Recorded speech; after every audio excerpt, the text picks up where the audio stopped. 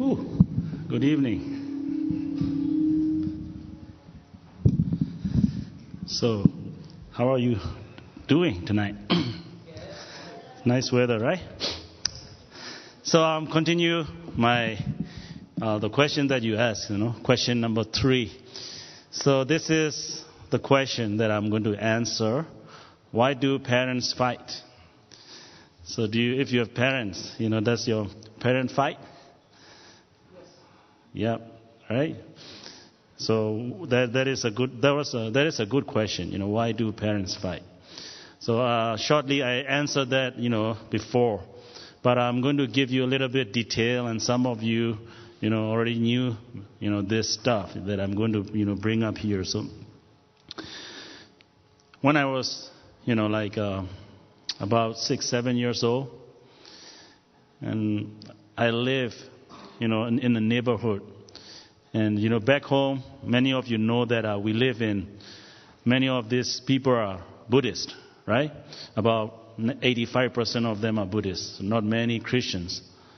So, my house and the next one, and next to our house is Buddhist, back there Buddhist. So, surrounded by, all those people. And both, houses from my, our, back, they always fight.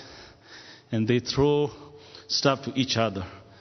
And every week about, 3-4 times they fight. And we got used to that, always hear that, started fighting, yelling. And those are a Buddhist family back there. And right next to our house is another, our Buddhist family, and they fight too, And, they didn't fight often, but, maybe once a month or so, they fight. This side is a Christian family, and they do fight as well. Christian family, the same. So, this is a very, good question. Why do parents fight? And also we can go the next step. Why do Christians parents fight? Right? So some of you may not be parents here, but one day you will be what? You will become parents. And then, let me tell you one thing. Marriage is not easy, all right? This man and this woman, both of them are not perfect, and both of them will come together and start a family, right? What will you expect from that, right? This one is not perfect, this one is not perfect, and then, the result will be, pretty much, bad. So we have to go back to, what's wrong with, people and especially Christians. So let's go back to the Bible. So let me start with this one. So let's do the first slide. And this is God, started the marriage. This is the system of marriage. That God is kind of laid all this plan. The first marriage, how many of you know who was the first man and woman? Adam and Eve, right? So when Adam and Eve married, when they got married, who were there? It's not like the marriage that we saw today, right? We see today. They won't wear gowns, and they don't have wedding rings, and they don't have wedding cakes and stuff like that, right? So, but we have to understand, 3 main, stuff right here. Number 1, who has to be there? God has to be there, and the man and the woman. So this is why a man leaves his father and mother and is united to his wife, and they become one flesh. That was the idea behind, God's system of marriage, right? A man has to leave his parents. Who are Adam's parents? Adam has no earthly parents, right? No father, No mother. But this is, God just laid it out for us, for the future, right? So if you start a family, according to Genesis chapter 2 and verse 24, it said that a man leaves, right? A man should not attach or stay with the parents. A man has to do what? Leaves. Why the Bible said that? How many of you thought about that? Yeah, the one thing is you're married, right? But many of our, tradition, especially, those who come from our country, our tradition always what? Live in a big house with what? Everyone together. All the children's, even children's, they still stay in the home, the parents used to have, and they continue, doing that. But the Bible said that a man has to leave. That means God would like that man to start his own family, right? Take responsibility, and that's how he would like to see it. So a man has to leave his father, mother, and then unite with his wife. So that's how they have to start a family. So this is very good. I don't have much time to explain to you about this, but you have to see, you have to picture that, the first marriage, God, man, and woman. Do you see all those arrows? Those are like both, the directions are both way, right? The man has, connection with God. The woman has connection with God. And man and woman, each other connection to each other, right? So this is a perfect relationship. This is what? Perfect relationship. So that at that time, the question that we ask, why do parents fight? Will you find that, will you ask that question at that time? No. Why? It is a perfect relationship, right? It's a perfect one. There is nothing between that, between man and God, between man and woman and God, between man and woman, right? This is a perfect relationship. But everyone knew, right? What happened? That perfect relationship turned out what? It's a broken, right? Because of what? Because of sin. So let's go to the next slide. So Genesis chapter 3. Let's read it together. This is the question of, from God. And he said, who told you that you were naked? Have you eaten from the tree that I commanded you not to eat from? So that was the question, right? And after Adam ate that, that fruit, and then something happened to him, right? And then he started hiding away from God, and God came, and he doesn't want to show himself to God. And God asked, where are you? He said, I'm naked, I don't want to come to you. And he said, who told you were naked? And then verse 12. So let's read it together. Let's all the men read it. Let's all the men read it. The man said,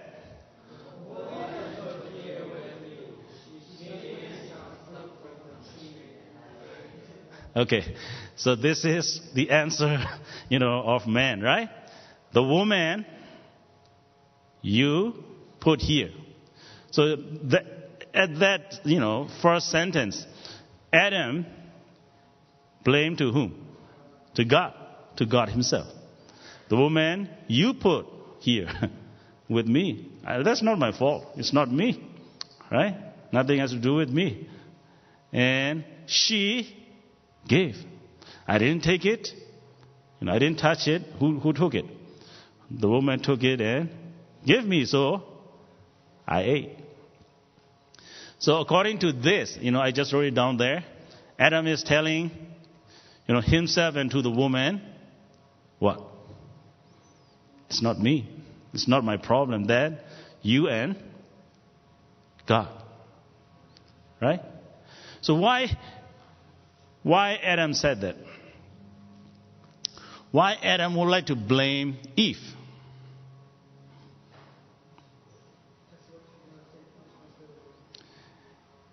See, Adam was created first, right? So when you go back and, review your Bible, you'll know that Adam was created first and Eve was later, right? So when God put Adam,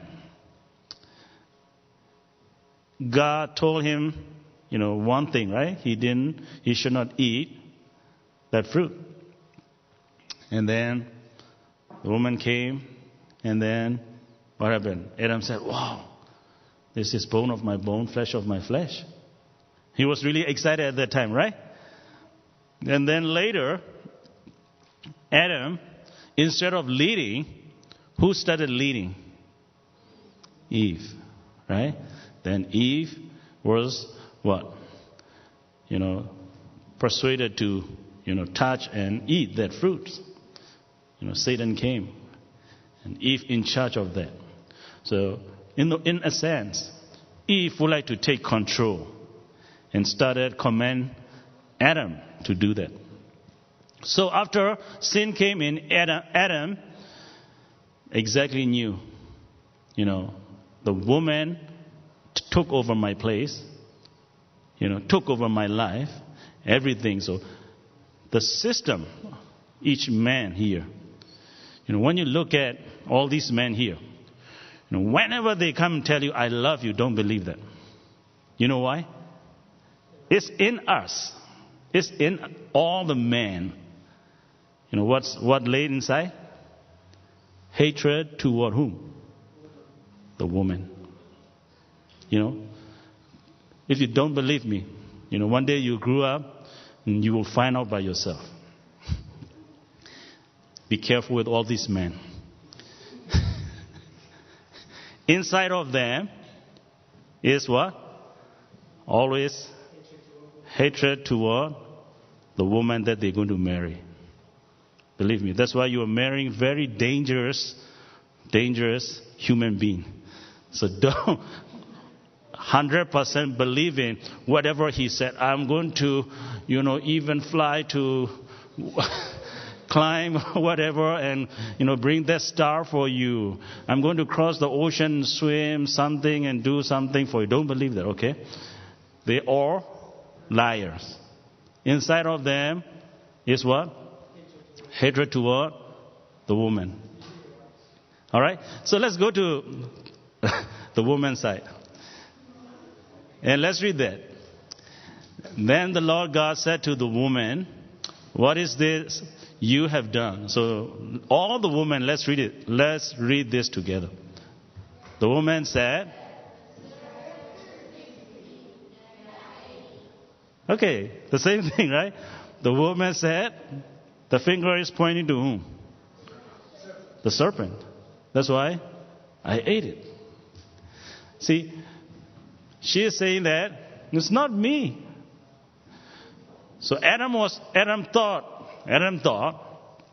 if I blame Eve, then Eve might say what? That was my fault. And the problem should solve at that time, right? But the problem wasn't solved. Why? Because Eve said what? It's not me. Nothing has to do with me. It was the serpent. So that is the problem. The hatred began. And let's see inside of woman. Okay, let's go to the next slide. And this is what all the women, all the men, be careful. The woman that you're going to marry. All right? Inside of them, inside of all these women, even young or small or big and old, all these women, inside of them, they have what? Desire to control over you, man. So even though they are young, and even though they are beautiful, they are gorgeous, and you say, oh, I'm going to, yeah, they're going to what? Inside of them is what? A desire to control over you. That's what they're going to do. Do this, do that. How many of you like honeydew. You know, the fruit's called honeydew. Right? These guys are, now you guys are, in teenagers, and pretty soon you're going to, make money and what? Start a family. So make sure you like honeydew. The fruit's honeydew, right? So when you marry a woman, she said, what? Honey do this, honey do that, honey do this. So you pretty much, you have to like that fruit. Otherwise you'll be in trouble. Honey do. So they always would like to what? Honey do. Control over you. So this is what, God said. I will make your pain. So this is, everybody know that childbearing will be very tough. And with painful labor, you will give birth to children. Yeah, that's also true to the woman. That's the curse from God. And the other one, your desire will be for your husband.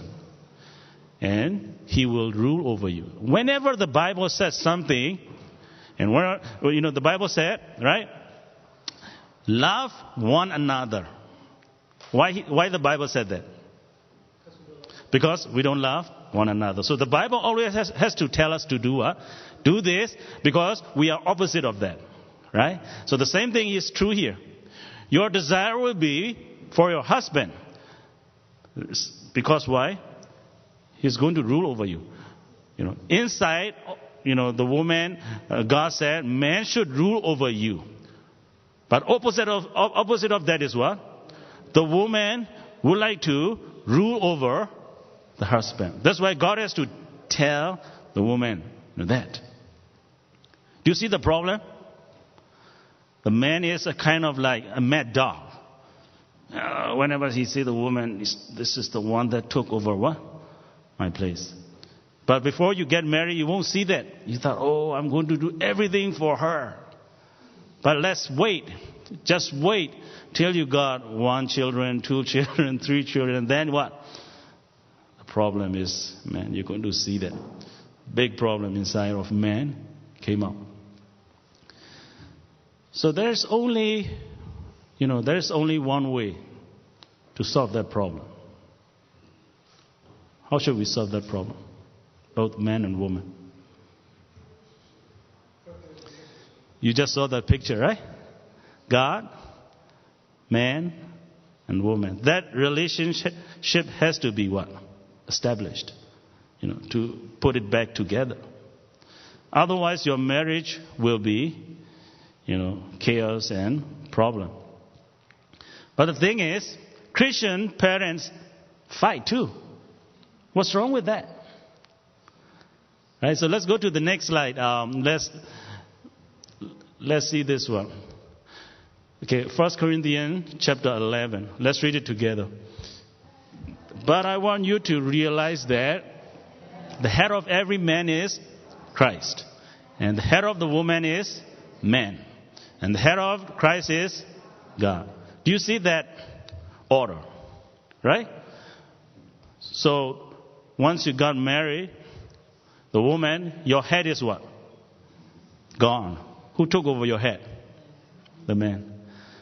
But if you wanted to put 2 heads together, that would be a big problem. Right? So this order, still difficult to put together in the system. Because who is still losing here right now? Satan, right? Satan is still there. So, just look at this. The broken marriage or broken relationship. There is no connection between God and man, God and woman. And, even like woman might have connection to man, but man has no connection to woman. But both, somehow they have connection to Satan, the wall. This wall system is controlling. So, this is very difficult order, nowadays, right? If I read this verse out there, when woman, non-believer come and, going to what? Punch me here, right? What are you talking about? The woman, the head of the woman is what? The man. They cannot take that. It's too hard for them. Right? But for Christians, I can go a little bit detailed, but I don't have much time to do that tonight. But you have to remember that, this order. So let's go to the next slide. In 1 John chapter 5. Okay, just read verse 19. Let's read, just verse 19. We know that we are children of God. Why? Why you call yourself you are children of God? Because why? Are you children of God? Why? What? By the blood of Christ. Okay, so you received Jesus and you became a born again believer. But verse 18 said what? Anyone born of God does not continue to sin. One who was born of God keeps them safe, and the evil one cannot harm them. So if you're born of God, the sin problem has to be taken care of, right? But, we know that you are children of God because we have to love one another. 1 John is all about love. But the whole world is under the what? The control of what? The evil one. So let's go to the next slide. So this is believer versus non-believer. So every one of you here, you might think, I can change that woman, I can change that man. They are not a born-again believer. You said, with my power I can do that. With my beauty, with my charm I can do that. But believe me, this is what you have to remember. Verse 14, just read that. Do not be yoked together with unbeliever. Do you understand that? Do not be yoked together with unbelievers.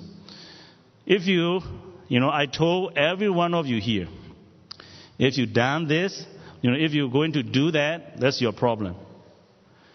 Even Christian fights, right? So if you yoke together with non-believers, and we know that the whole world is under whose control? Evil one, Satan. And you will get a big mess, even in your marriage. So just don't do that. Do not yoke together with unbeliever. Pray, pray seriously for your life partner. Many of you never pray for your life partner. But whenever you choose, whenever you make a decision, pray that, God will provide you a good life partner. Especially when God provides, He's going to provide you what? A believing soul. So that's very important. So let's go to the next one. So why fight? So this for Christian. I'm not talking about non-believers. This is for Christians. What causes quarrel and what causes fights among you? So the answer is what? Let's read it together. Is it not this, that your passions are at war within you? You desire and you do not have, so you murder. You covet and cannot obtain, so you fight and quarrel. You do not have because you do not ask. So even believers, we have flesh, right? If the flesh control over us, our marriage will be problem. Always going to have problems. So many parents, Christian parents fight today because we are what? Too much, we give a lot of chances, this flesh to control over us. So the Bible always tells us to fill with what? To fill with the Spirit. Once the Spirit take control over us, we're going to have strength to forgive one another. And so in that case, both parents are Christians, and if the Spirit control, then what? You may not see much fight in that family. But this is very rare, because we are weak. Even Apostle Paul said, I would like to do, but I cannot do it. Because inside of me said what? someday, and then I do something. So it's always there. But most of the time we have to fill with the Spirit, right? To forgive one another, especially in the marriage. So why parents fight? You see the cross. It started in the garden, in the beginning, in the Genesis. It's continued today. So now when you make a decision, make it wise. Choose a believing spouse, partner. And then both of you must what? Forgive one another. How do you do that? To take the Spirit control over your life. Fill with the Spirit. Then you will see, a lot much better family. Otherwise, our Christian life, is not going to shine, right? We're always going to, people who see us and stumble, over it. So make sure that, you guys are young, pray for your life partner, and remember, the man and the woman, each one of you, inside of you, there's something, right? That's a terrible one inside of you. So that's my answer, very short, but we don't have much time. But this is somehow going to solve your parents' problem, and also in the future, your problem. All right, God bless you all.